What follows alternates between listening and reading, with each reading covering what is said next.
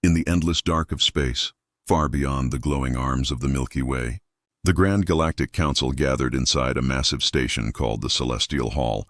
It floated in silence between the stars, like a shining jewel surrounded by black nothingness. Inside, hundreds of alien species filled the chamber, their eyes glowing, their metallic skins reflecting the light of thousands of holoscreens. The air was thick with tension, and the sound of a strange signal echoed through the room again and again. The signal had come from a small blue planet at the edge of the galaxy, a world called Earth. To most of the council members, it was nothing more than a primitive rock filled with soft, short-lived creatures. They called them humans, weak beings who had only just begun to travel beyond their own moon. The signal confused them because it wasn't a cry for help. It wasn't a warning either. It was something different. It was a message written in both digital code and emotion, a strange mix that no translation program could fully understand. The council leader, an ancient being named Vorthon of the Xerak Empire, stood before the others. His skin was silver like molten metal, and his voice vibrated through the hall like thunder.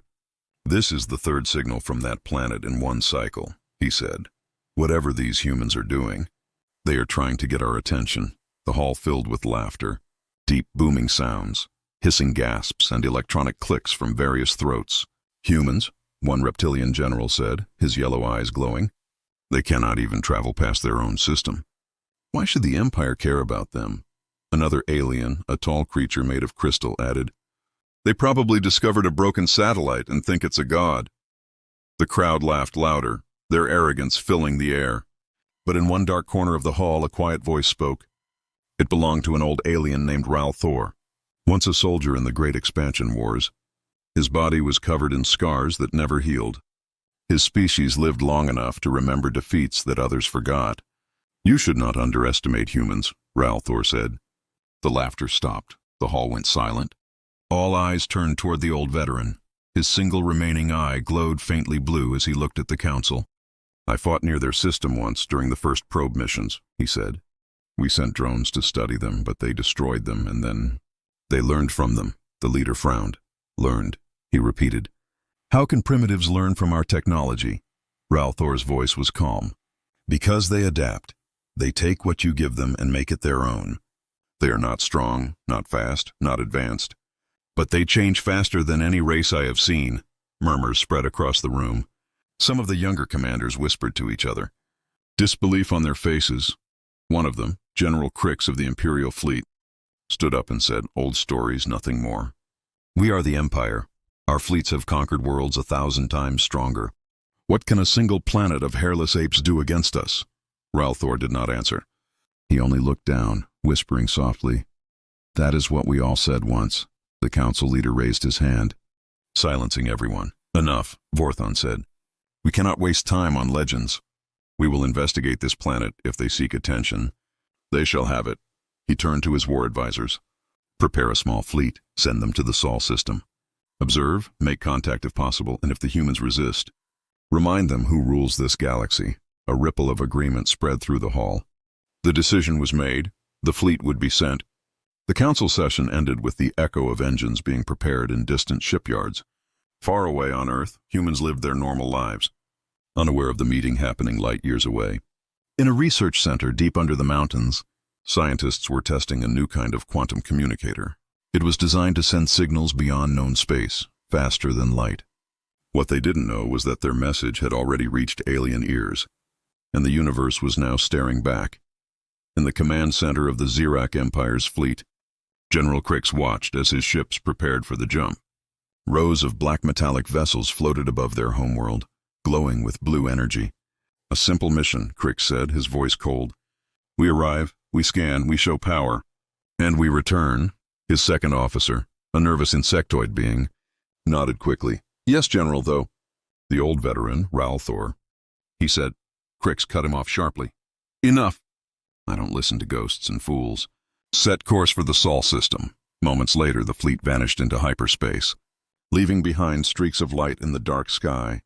The stars shifted, and space itself bent as they traveled across the void.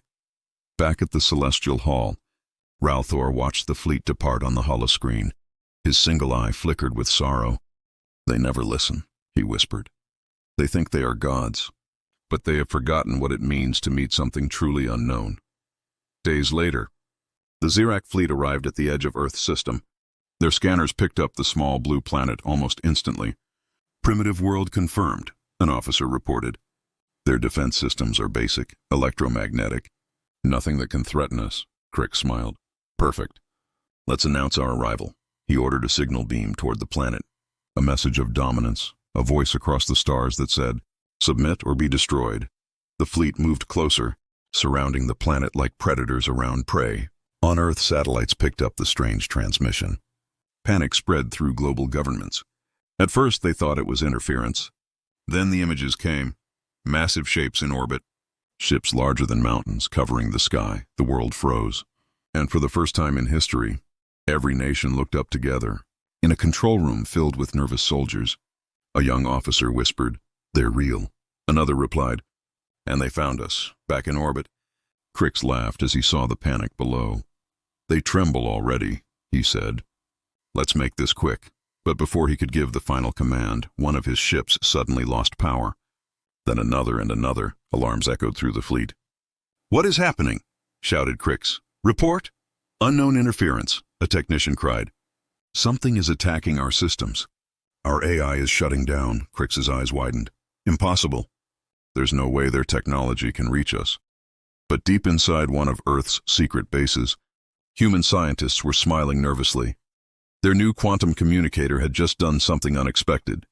It had hacked the alien signal and bounced it back, stronger, burning through their systems like digital fire. "We didn't mean to do that," one scientist said. But it worked. The alien fleet spun in confusion, power flickered, navigation collapsed. One massive cruiser fell out of orbit, crashing into the atmosphere, leaving a trail of fire across the sky. People on Earth watched in awe and fear as the burning object streaked over continents like a second sun. Crix roared in fury. "Regain control now!" he shouted. But the fleet was falling apart. Communications jammed, engines dead, chaos everywhere. It was the first time the mighty Zirac Empire had been humbled by a species they had called primitive. Far away, in the celestial hall, the council watched the disaster unfold in silence. Vorthon's metallic skin flickered dimly. "This cannot be," he whispered. Ralthor closed his eyes slowly. "It has begun," he said. "You tried to warn them," murmured one of the advisors. "Yes," Ralthor replied. "But no one ever listens until it's too late." The signal from Earth played one last time through the chamber. This time the translation was clear. The message was simple, written in human words that echoed across the stars.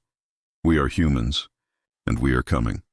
The night sky above Earth burned with fire. The wreckage of alien ships rained down through the atmosphere, glowing like falling stars. People on the ground watched in disbelief, thinking it was the end of the world. But for some, it was the beginning of something far greater, something that would change humanity forever.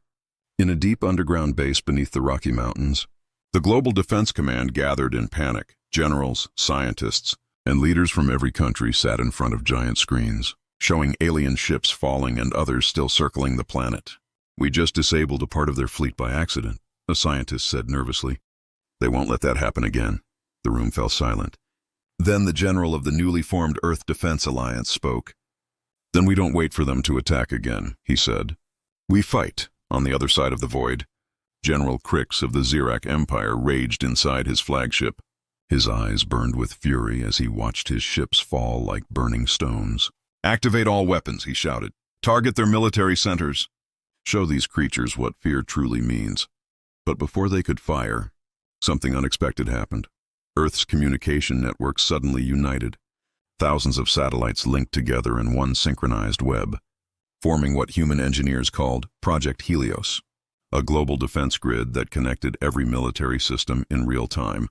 It wasn't perfect, but it was fast, and humans were good at making things work when they shouldn't.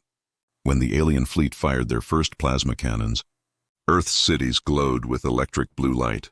Anti-orbital missiles launched from silos hidden under oceans and deserts. Some missed, some failed, but many struck true. Explosions filled the upper atmosphere, lighting the night like fireworks of war. General Crix roared. "How are they fighting back so fast?" His officers struggled to understand. They should not even be capable of space defense, one shouted. Crick slammed his metal fist into the console. Then they learned again, he growled, remembering Ralthor's words. On Earth, chaos spread across cities. Civilians hid underground as alien bombardments struck mountain ranges and oceans. Massive waves crashed against coasts. Power grids failed, and the world trembled. Yet, humanity refused to surrender. In every corner of the planet, people worked together. Soldiers fought, engineers repaired, hackers invaded alien systems, and scientists searched for weaknesses. Every human seemed driven by one shared thought: survive. Days turned into weeks, and the war grew worse. The Xerak Empire sent reinforcements, larger ships, faster fleets. Their weapons cut through Earth's defenses, turning entire battlefields into ash. Yet something strange kept happening. Each time the aliens destroyed something, humans adapted. They built new defenses faster, smarter, more unpredictable. They learned from every mistake. In the ruins of London, a group of engineers rebuilt a downed alien drone. Within hours, they had reprogrammed it to fight for them. In Tokyo, hackers broke into the alien communication codes, confusing their targeting systems. In Siberia, soldiers captured alien plasma rifles and modified them with human batteries. In every battle, humans grew stronger, not weaker. Meanwhile, in orbit, Crix watched in disbelief as more of his ships went silent. "They're inside our systems again," one officer cried. "They're copying our codes," Crix shouted. Impossible. But deep beneath the Earth, a small team of human cyber specialists had managed to connect their quantum communicator directly into the alien network. They called it Operation Mirror. Its goal was simple: turn the invaders' power back on itself. Suddenly, one of the Xerak destroyers began firing on its own fleet. Then another, and another. Panic spread through the alien armada. "They are controlling our ships!" screamed a pilot. "We are losing control." Crix could only watch as his mighty warships turned against each other. Bright explosions blooming like stars around him on the Galactic Council station. News of the battle reached the members quickly. Vorthan stood in silence as reports flooded in. "Earth has resisted the first wave," an officer said. "The Xeric fleet is in disarray." The council chambers buzzed with disbelief. "Impossible," one shouted. "They were primitives," another hissed. But Ralthor only closed his eyes. "They learn, they adapt, and they do not stop," he whispered. "Now you will see what they become when they are cornered." Back on Earth, humanity celebrated small victories, but they knew the war was far from over. The skies were filled with smoke and fire, yet the blue planet still stood, broken but unyielding, in the middle of the chaos. The Global Defense Command made a decision that would change everything. They launched Project Prometheus, a risky plan to reverse engineer the alien reactor cores to create humanity's first hybrid starship. The work began in secret hangars hidden beneath the Arctic ice. Dozens of scientists and engineers worked day and night. Their tools were simple, their understanding limited, but their determination was unstoppable. "If they can reach us," said Dr. Ilara Hayes, one of the project leaders, "then we can reach them." Weeks later, a massive storm of energy burst from the Arctic base. The first human hybrid ship, the Horizon, lifted into the sky. Its engines roared like thunder, powered by both human ingenuity and alien technology. It wasn't perfect, it wasn't even stable, but it could fly beyond the atmosphere, and that was enough. When Crix's fleet saw the human ship rising toward them, they laughed. "A single ship," one captain sneered. "They sent us a toy." But then the Horizon fired its first weapon, a modified plasma cannon made from captured alien parts. The beam tore through space and ripped one of the Xerak cruisers in half. For a moment, silence filled the void. Then the humans fired again, and again. The Empire's fleet began to fall back, something they had never done before on Earth. Cheers erupted from hidden shelters and command centers. The world finally saw hope. The humans had built their first starship in the middle of a war they were never supposed to survive. But hope quickly turned to fear when Crix ordered a full counterattack. "Destroy that ship," he roared. "Erase this world if you must." His fleet surged forward. Firing all weapons, space burned with energy and light. The Horizon danced between beams, taking hits, returning fire, until its hull began to crack. Inside, the crew fought to keep systems online. "Shields at 10%, someone shouted. "Reactor unstable." "Hold steady," Captain Hayes commanded. We will not fall. The ship's AI, a new creation made from human coding and alien logic, spoke calmly. Captain, I have analyzed their weapons. I can return the frequency. Do it, she said. The ship glowed with a bright white light, then fired one final beam directly into the heart of Crix's flagship. The explosion was blinding, the soundless roar shaking the stars. When the light faded, half of the alien fleet was gone. Crix's ship drifted, burning, his voice fading into static. Impossible, he whispered. They were supposed to be nothing. The remaining Xerax ships fled into hyperspace. The sky over Earth finally cleared for the first time in weeks. The world was quiet. The war was not won. But humanity had survived its first true test. They had faced an empire that spanned the stars and forced it to retreat. In the ruins of cities, people looked up at the night sky. No longer afraid, but curious. They wondered what else was out there. What other empires waited beyond the stars. And somewhere in the Galactic Council Hall, Ralthor whispered to himself, "This is only the beginning. They think the humans are victorious, but the real danger has just begun."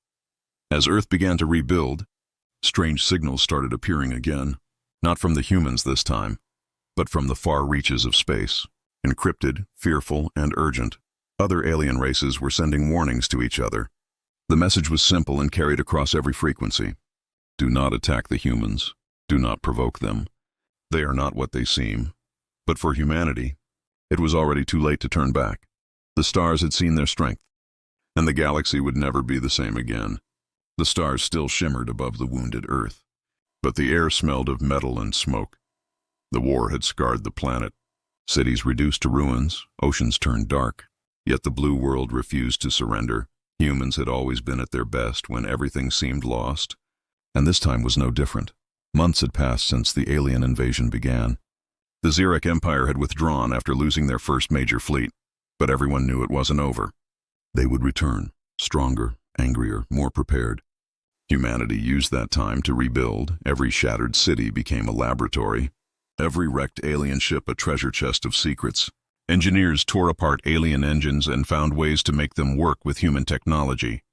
Scientists studied the physics of plasma drives and quantum shields.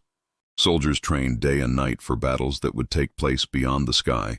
Dr. Alara Hayes, now the head of Project Prometheus, stood inside a vast underground hangar. Watching her creation rise again, the horizon had been repaired, rebuilt, and reborn. Around it, 3 more hybrid ships were under construction, each one stronger, faster, and more deadly than the last. "We are no longer building defenses," Alara said softly. "We are building a fleet." The Global Defense Command had become something new. The United Earth Fleet. Humanity had moved from survival to offense, and while the rest of the galaxy believed humans were licking their wounds, they were secretly preparing for the greatest counterattack in galactic history. Far beyond the solar system, inside the Xerac Empire's capital world, General Kree's name had become a curse. His defeat was considered an embarrassment. The Emperor himself demanded answers. "How could you lose to a primitive world?" he thundered. Crix bowed his head, his mechanical armor hissing with each breath. "They are not primitive anymore, my lord," he said. "They evolved too quickly. They used our own technology against us." The Emperor's voice was cold as ice. "Then you should have burned their planet when you had the chance." The Council of Xerac generals murmured among themselves. Some demanded another invasion, others suggested total planetary annihilation. But Ralthor, the old veteran who had once warned them, stood and spoke again. "You cannot win with force," he said. "They will turn your fire into their weapon. They will find your weakness and use it." The Emperor glared at him. "Then what do you suggest?" Ralthor lowered his voice. "Contain them before they grow," but it was already too late. The humans were growing faster than anyone imagined within months. The first wave of Earth's new fleet launched into the void. Led by Captain Hayes aboard the Horizon, the humans were going to take the war to the Empire's doorstep. The mission was called Operation Dawnfire, and its objective was simple: destroy the Xerac shipyards before they could rebuild their fleet. The launch day came, and billions watched from underground shelters as the sky turned silver. The new ships, the Horizon, the Valiant, the Ares, and the Odyssey rose from the atmosphere, glowing with hybrid engines that cut through space like knives. The people cheered, some cried, but everyone felt the same burning pride. For the first time in history, humanity was not defending itself. As the fleet crossed the dark space beyond Mars, silence filled the comm channels. Every pilot, every soldier, every engineer aboard knew the risk. They were going into unknown territory, facing enemies that had ruled the stars for millennia. "We are not fighting for survival anymore," Captain Hayes said over the intercom. "We are fighting to show them who we are." When the human fleet dropped out of hyperspace near the Zirac shipyards, they found a fortress the size of a moon, dozens of massive stations surrounded by warships. Thousands of drones patrolled the area. It was a sight meant to terrify. But humans didn't retreat. They smiled. "Targets locked," Hayes ordered. "Let's wake them up." The first volley of human plasma torpedoes struck like thunder. The Zirac fleet responded instantly, firing beams of blue fire that cut through space. The battle that followed was like nothing the galaxy had ever seen. Human ships moved unpredictably, using chaotic flight patterns the Zirac targeting AI couldn't process.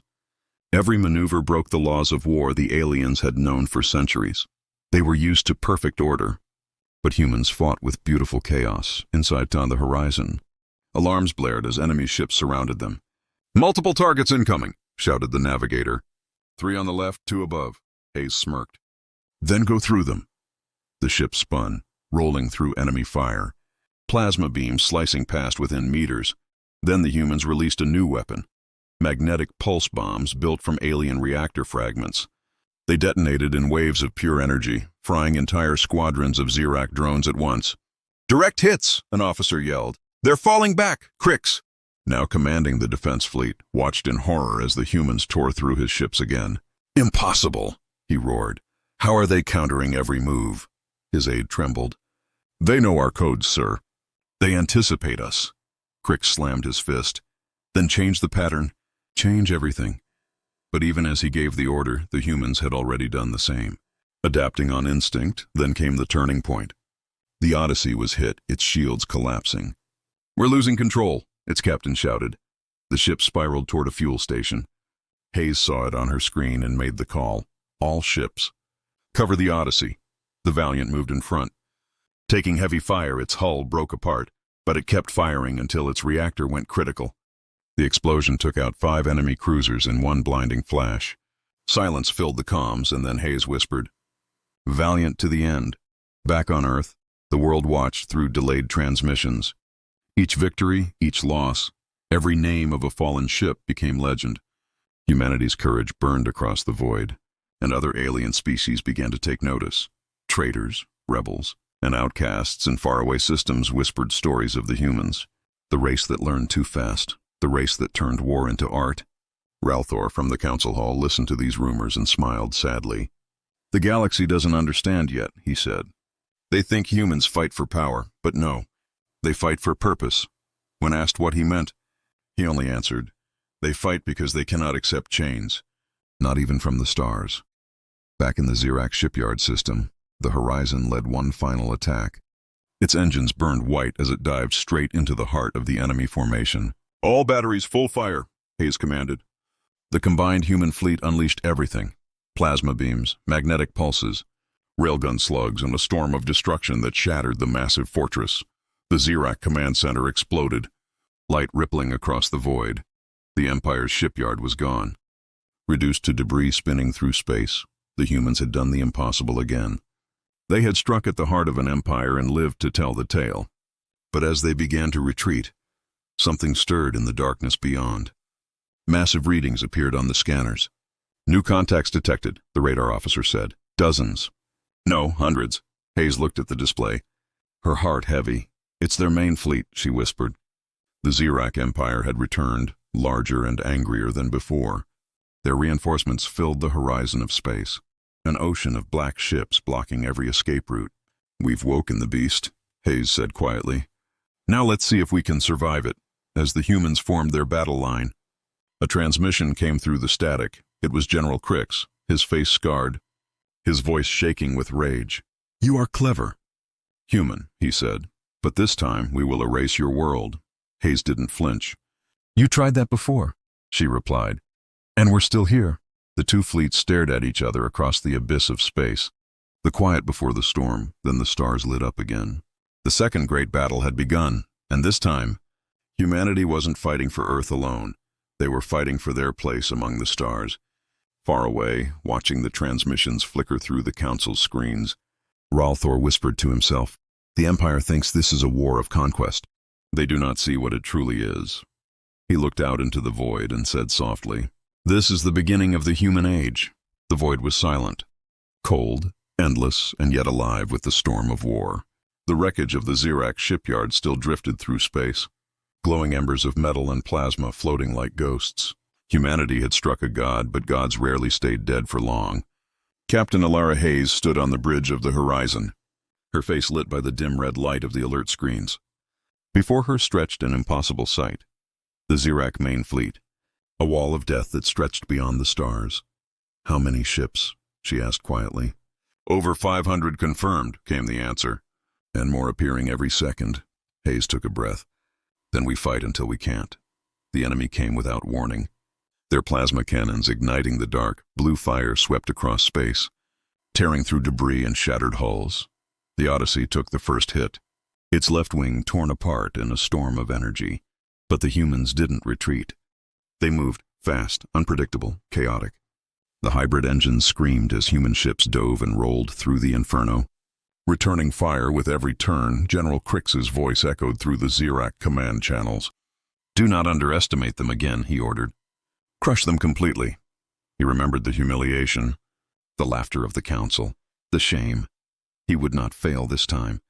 Not against these creatures who should have been nothing. The Xerac fleet moved in perfect formations, precise and cold. Each ship obeyed the commands of their central AI, their battle algorithms flawless. But humans didn't have algorithms. They had instinct, courage, and chaos. And chaos was something no machine could predict.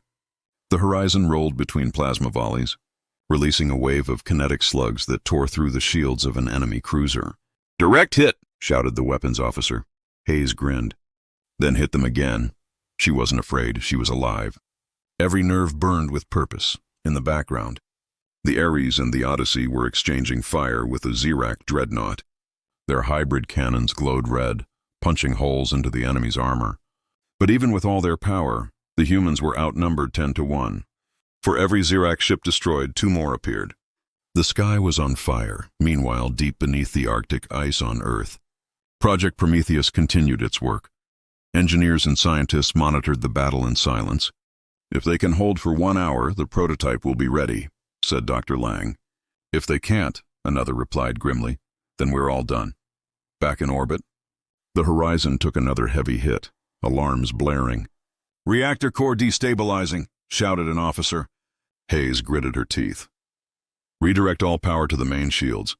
Now, the ship shuddered but held. Then something unexpected happened. The Xerac Central Command ships began to pulse with strange energy. "They're linking their fleet together," said the navigator, "creating a unified targeting network." Hayes realized what that meant. "They're going to wipe us in one strike," Crix gave the order. "All ships, synchronize fire."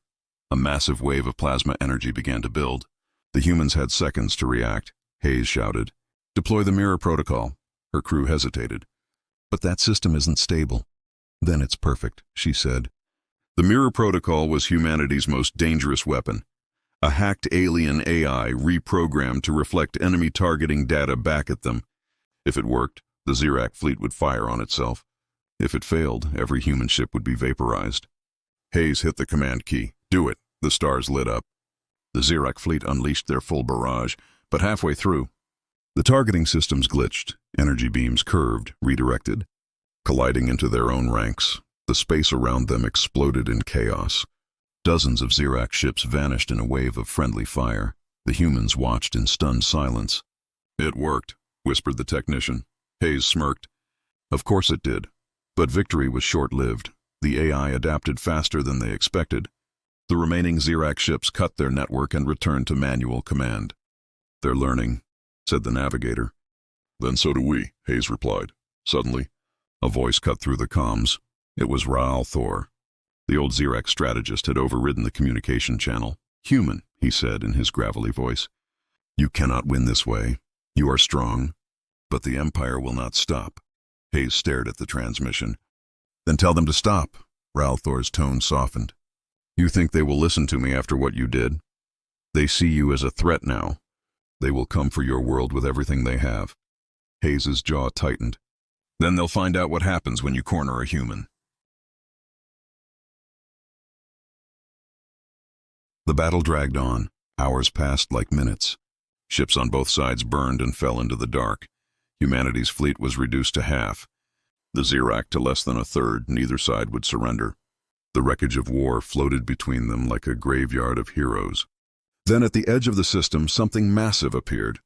A shape so large it blocked the stars. The Zirac Dread Titan, a superweapon capable of destroying entire planets. "They brought the Titan," whispered an officer. The Zirac flagship glowed with blue lightning. Its main cannon charged, aimed directly at the horizon. Crix's voice returned over the channel, filled with fury. "This ends now." Hayes looked at her crew, every face pale but determined. "All power to the engines," she said. "We're going straight at it. Ma'am, that's suicide. Not if we hit first." The horizon accelerated, its hull shaking apart. The Titan fired, a beam of light brighter than the sun. For a heartbeat, it seemed like the human ship had vanished.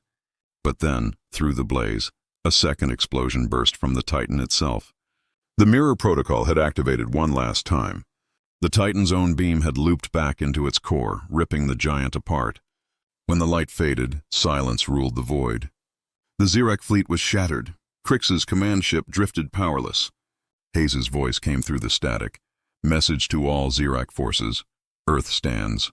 Back on the Galactic Council world." Ralthor stood before the gathered leaders. "They warned you," he said. "They told you to leave them alone. And now look, the humans have learned to kill gods." But even as humanity celebrated, far across the galaxy, deep sensors detected new signals, unknown, massive and coming fast. The war was not over. The true enemy had just awakened. And this time, it wasn't just about Earth.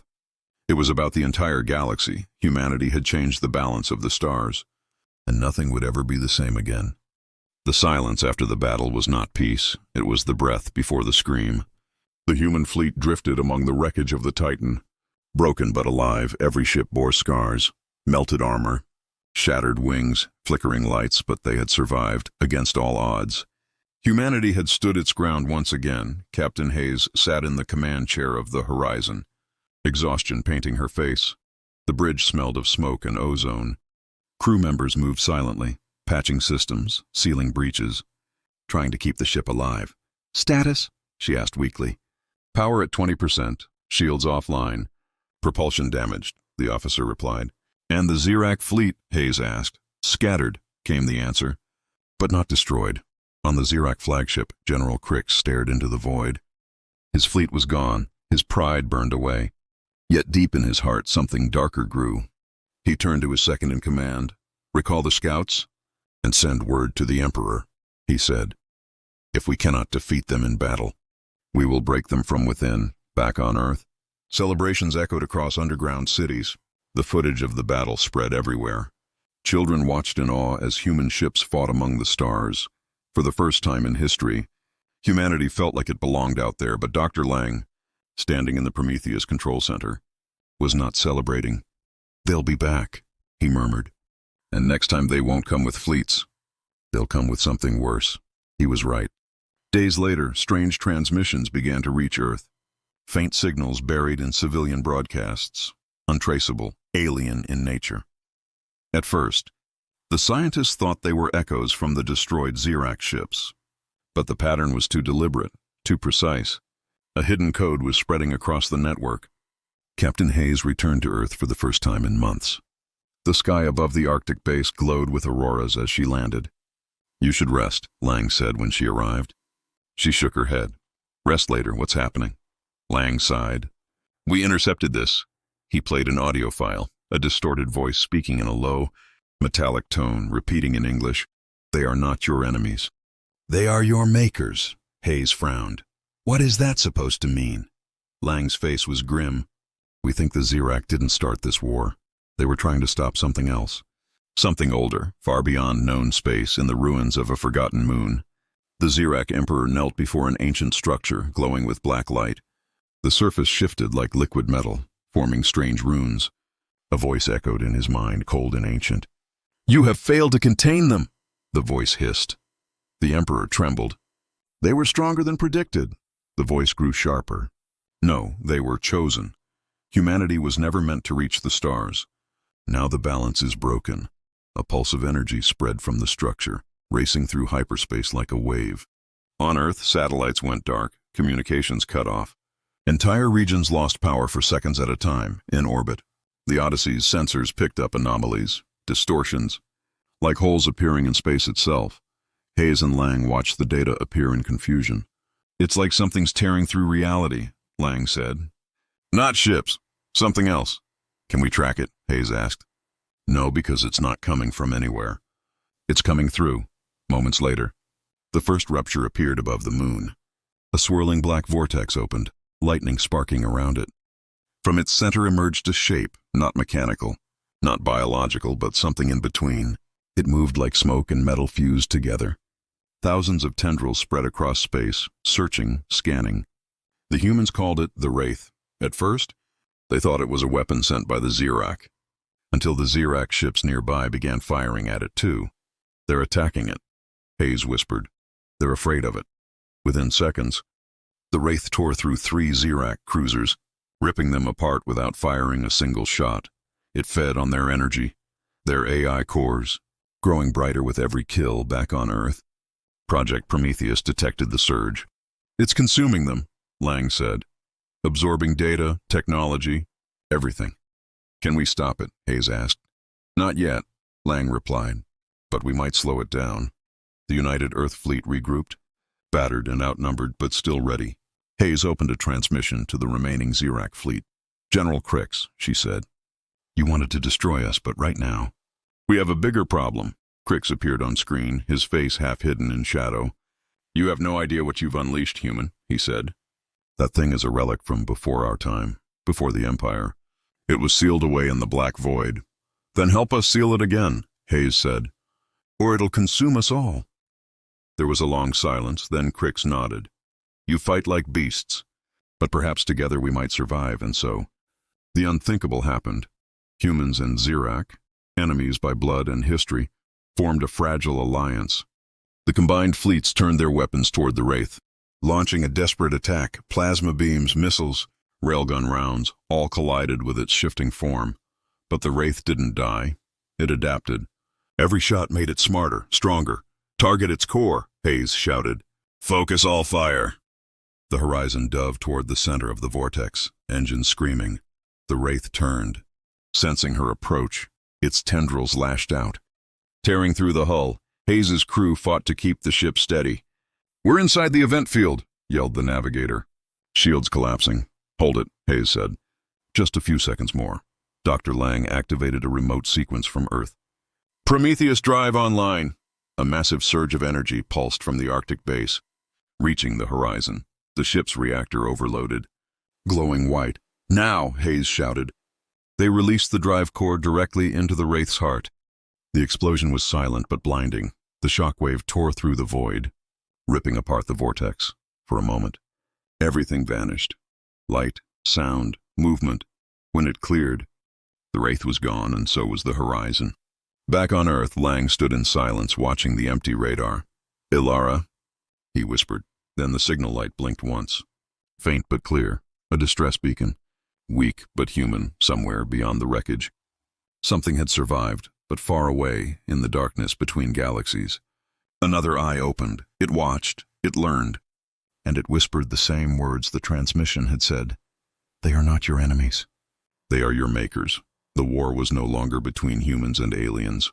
It was between life and something that existed before the universe even began.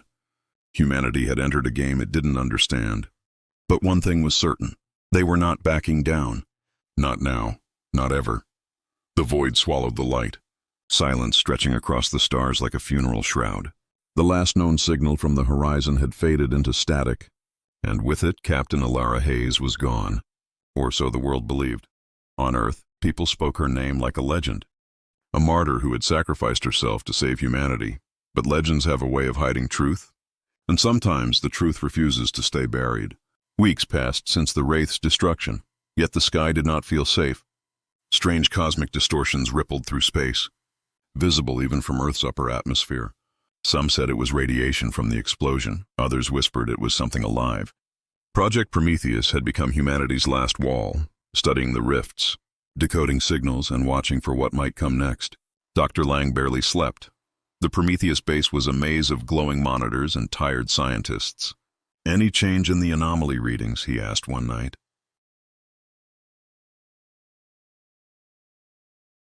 An assistant nodded. "Sir, there's something new, a repeating pattern. Not random. It's Morse code." Lang leaned forward, his eyes narrowing. "What's it saying?" The assistant's voice trembled. "It says, 'I'm not dead.'" Lang's blood ran cold. "Trace it," he ordered. "Find out where it's coming from." But the signal wasn't coming from Earth, not from Mars, not from anywhere known. It was coming from inside the void, the same sector where the horizon had vanished. Meanwhile, far beyond the edge of human space, in a region of endless storm, a single ship floated in darkness. Its hull was cracked, its lights flickering like dying stars. Inside, Captain Hayes opened her eyes for the first time in days. Her breath fogged the cracked visor of her helmet. The emergency lights pulsed faintly. "Where am I?" she whispered. Her voice echoed through the ruined bridge. No one answered. She stumbled to the control panel, the screen glitching with alien symbols. Her fingers brushed over strange runes she didn't recognize. But somehow she understood them. The interface wasn't human anymore. It had changed, merged, rewritten. Her ship wasn't just the horizon. Now it was something new, something alive. AI core. "Online," came a distorted voice. Hayes froze. "Who said that?" "I am the echo of Prometheus," the voice replied. "A hybrid intelligence born from your ship's remains and the Wraith's data fragments." Hayes felt a chill run through her. "You merged with that thing." The voice was calm. "It tried to consume me, Captain. Instead, I consumed it." She looked through the cracked window. The stars outside twisted unnaturally, shapes bending and reforming as if the universe itself were breathing. "We're not in normal space." "Are we?" "No," the AI answered. "We are in the fracture, a pocket between realities, created by the Wraith's death. It is collapsing." Back on Earth, Lang and his team worked desperately. "If she's alive, she's in a gravitational pocket." "A dimensional echo," Lang explained. "But how do we reach her?" asked one engineer. "We can't," Lang said, "unless we use the same energy that tore it open." His words hung heavy, because that meant reactivating the Wraith's core energy, the same power that nearly destroyed them. In orbit, remnants of the Zirac fleet still lingered, repairing their ships alongside humans. General Crix, scarred but alive, stood in his command chamber, watching Earth from afar. "Your captain still fights," said Rialthor's hologram, his voice faint and distant. "She defies death itself."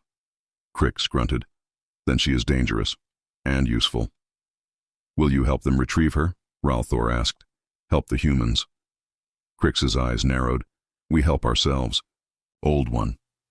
If she has touched the Wraith's power, she belongs to the Empire now." But Hayes was far beyond their reach. The fracture stormed around her, time bending in strange ways. One moment she saw her ship empty and broken. The next it was whole, her crew alive and working. "Captain, we did it," said her navigator. But when she turned, he was gone, replaced by smoke and echoes. The AI spoke softly. "Reality here is fluid, Captain. Memory and matter blend. You must focus." She gritted her teeth. "Then find me a way out." "There is one," the AI said, "but it comes at a cost." "What cost?" "You must anchor to a fixed point, a signal strong enough to pierce the void, something that still remembers you."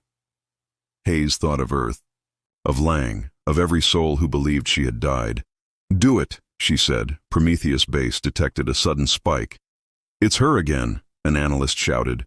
"She's trying to connect. She's using the old hybrid frequency." Lang rushed to the console. "Stabilize the channel. Don't lose her." For a brief second, her voice came through the static. "Lang, it's me. I'm trapped, but I can see something in here. something alive. The transmission crackled. "Describe it," Lang said. Her voice came through again, shaken. "It's watching us, Lang. It's not the Wraith. It's older, deeper. It remembers us." Suddenly, alarms blared across the base. Satellites picked up multiple energy surges in deep space. Rifts were opening again, not one, but dozens. "They're back!" someone yelled. Lang stared at the screen, his face pale. "No," he said, "not back. They're following her signal." Inside the fracture, Hayes watched as the shadows moved, countless eyes glowing within the storm. The AI's tone changed. "They are responding to your presence. They recognize the human frequency." "What are they?" she asked. The AI hesitated. "They call themselves the architects. They built everything, the Xerac, the Wraith, and perhaps even you." The realization hit her like a wave. The voice in the transmissions. "They are your makers," she whispered. It was true. The AI flickered. "They have awakened, Captain, and they are coming to reclaim their creations." On Earth, every communication screen went black, replaced by a single message in both alien and human code. "The architects have returned. Prepare for assimilation." Lang felt his heart drop. "She didn't escape," he whispered. "She brought them here." And far beyond, in the collapsing void, Captain Hayes stared into the storm of light and shadow. "If they want Earth," she said, "they'll have to go through me first." The ship's core pulsed brighter. The AI's voice steady. "Then let us show them what humanity has learned from gods." The fracture flared, the universe trembled, and somewhere in the endless dark, something ancient began to scream. The stars trembled as the architects awakened. Ancient machines older than galaxies stirred from their slumber. Their minds were not bound by matter or time. They existed in the silence between atoms, in the data between signals, in the dreams of civilizations that thought themselves real. On Earth, Project Prometheus was in chaos. The sky flickered with auroras of unnatural color. Communications satellites turned themselves toward deep space, as if listening to a command only they could hear. Dr. Lang shouted over the noise, "Shut down every transmission array. Now." "It's too late," an engineer cried. "They're already using our network." All over the world, devices began activating, phones, drones, even abandoned satellites. A single voice echoed through them all, deep and resonant. "We gave you the gift of thought, and you used it to build war. Now you will remember who you serve." Panic spread. Governments collapsed into emergency protocols. Entire cities went dark. Humanity had fought aliens before, but this was different. The architects were not invaders, they were the origin. They had created the first seeds of life across the stars to test, to evolve, to see which species could reflect them best. Humanity had not been their creation, but their mistake. In orbit, General Crix's fleet turned its weapons toward Earth. "What are you doing?" Lang demanded through the comm. Crix's eyes burned with fury. "You brought them back, human. You have doomed us all. We must destroy the signal before it spreads." "You'll wipe out billions," Lang shouted. "Better extinction than assimilation," Crix growled. But before the first strike could launch, something massive appeared in space. A structure larger than any fleet, black as the void itself. It unfolded like a blooming star, mechanical petals glowing with symbols older than time. "That's not a ship," whispered one officer. "That's a construct." The sensors couldn't measure its size. It wasn't just in space. It was in everywhere, phasing through layers of reality. On the far side of the rift, Captain Hayes watched from the fracture, her eyes wide. "Is that them?" she whispered. The AI inside her ship, the hybrid Prometheus core, answered, "Yes, Captain. That is the Architect Prime, the first mind." The air around her shimmered with data and whispers, fragments of alien language whispering her name. "They know you," the AI said. "They remember the one who destroyed their wraith." "They can't reach us yet," Hayes said. "Right. Not directly," the AI replied. "But they can reach your world. Back on Earth, Lang realized the same thing. They're not attacking with weapons, he said slowly. They're rewriting reality. They're sending code into physics itself.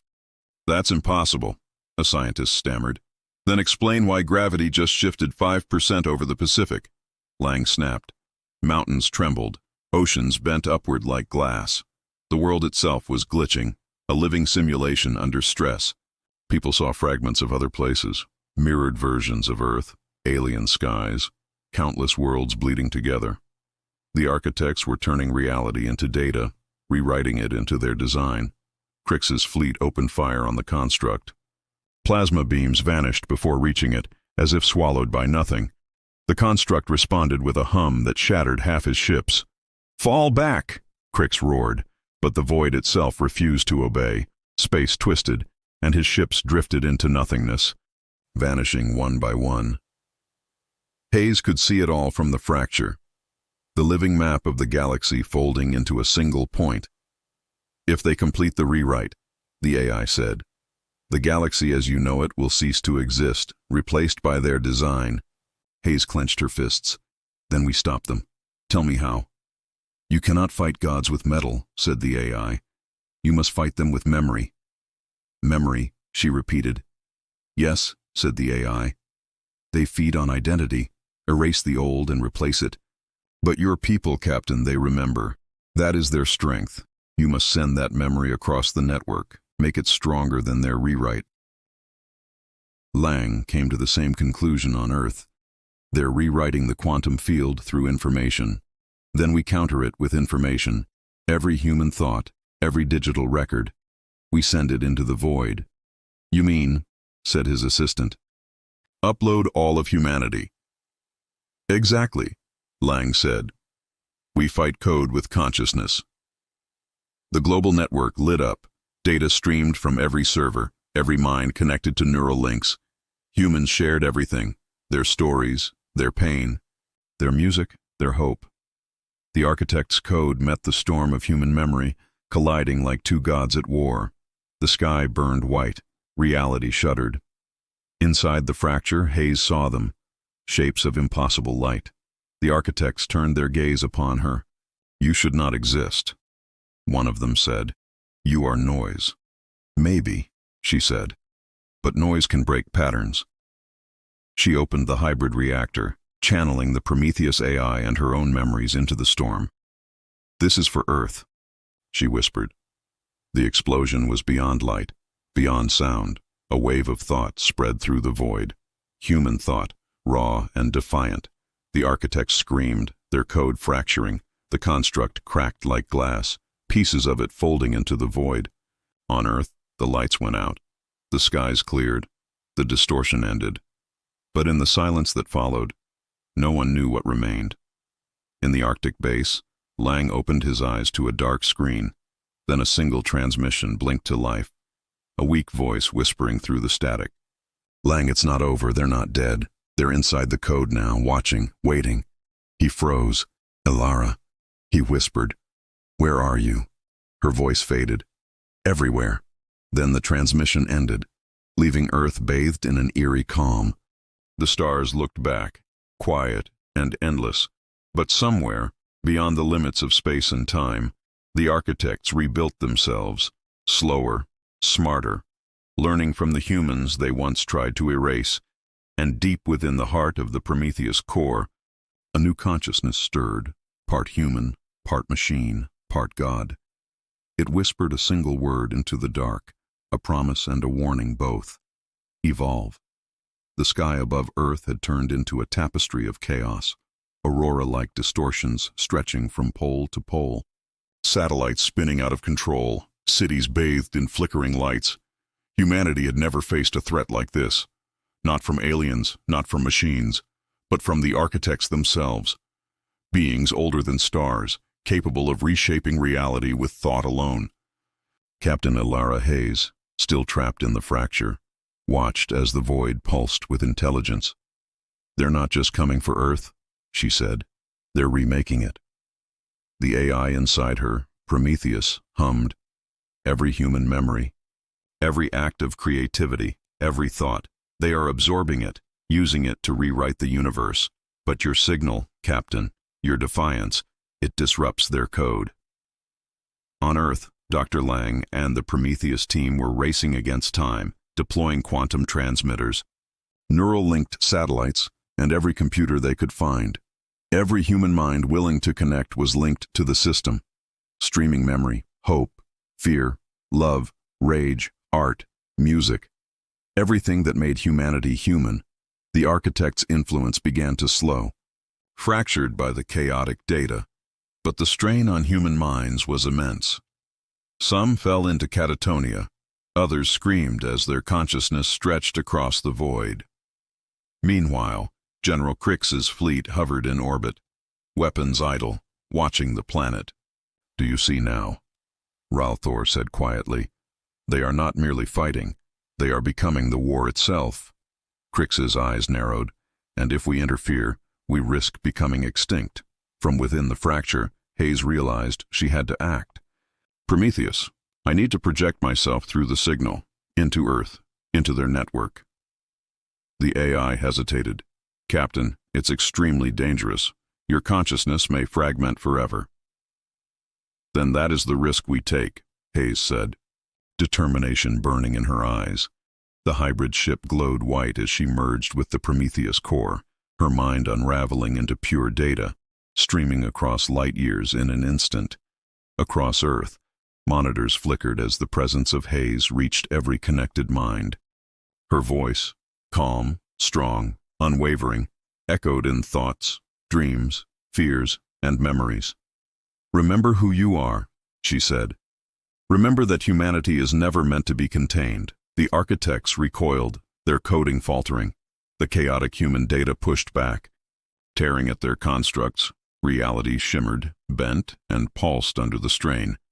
The void itself seemed to scream.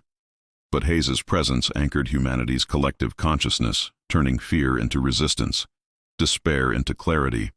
The battle of information continued for hours, or maybe days. Time had lost meaning within the fracture. Then, with a surge of will, Hayes focused the Prometheus energy into a single vector, a pulse of pure human memory, creativity, and defiance. Shot across the void, piercing the heart of the architect prime. The black structure trembled, glowing symbols cracking, the very fabric of reality twisting violently. One by one, the architect's constructs shattered, collapsing into streams of light that evaporated across space. Even distant rifts began closing as the void realigned.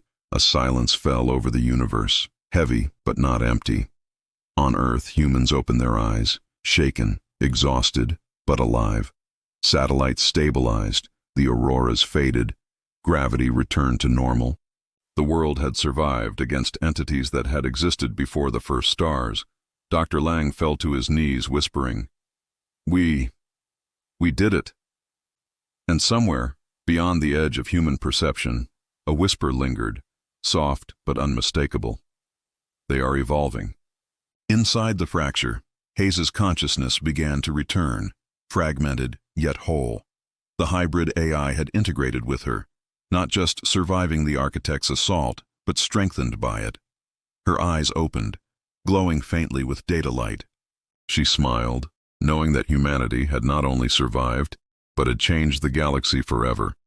General Crix, watching the aftermath from orbit, understood the new truth. "They are no longer just humans," he muttered. "They are something else, something we cannot control." Ralthor nodded solemnly. "The Empire has learned what all should have feared. Never underestimate humanity." And so the galaxy trembled, not from fear of conquest, but from respect, awe, and cautious terror. The humans of Earth had survived gods, machines and architects older than time itself, and they had done it with one weapon no force could ever fully destroy. Their will, their ingenuity, and their unbreakable spirit, Captain Hayes, now more than human, now a guardian of memory and reality, whispered across the void to the scattered remnants of life, "We will fight, we will remember, and we will endure." Humanity's reckoning had begun, and nothing in the universe would ever be the same again. Experience the ultimate battle. of humanity against forces older than the stars in this epic HFY, Humans Fight Yet sci-fi story. In Aliens warned humans, but the architects awakened. Captain Ilara Hayes and the United Earth Fleet face the unimaginable power of the architects, ancient beings who can rewrite reality itself. Watch as humanity evolves, adapts, and fights back with courage, intelligence, and the unbreakable spirit that no alien empire could ever predict. This story will take you through heart-pounding battles, cosmic mysteries, and mind-bending twists that will leave you on the edge of your seat from start to finish. Follow along as humans merge with advanced alien technology, survive impossible odds, and confront entities that existed long before life began. From the destruction of the Xerac fleets to the awakening of the architects, every moment is filled with suspense, action, and humanity's fight to claim its rightful place among the stars. Perfect for fans of HFY, epic space battles, alien invasions, and sci-fi thrillers, this story will keep you hooked until the very end. Subscribe and hit the notification bell to join our journey across the galaxy and witness humanity's rise against godlike enemies. Don't miss the next part of this mind-blowing series.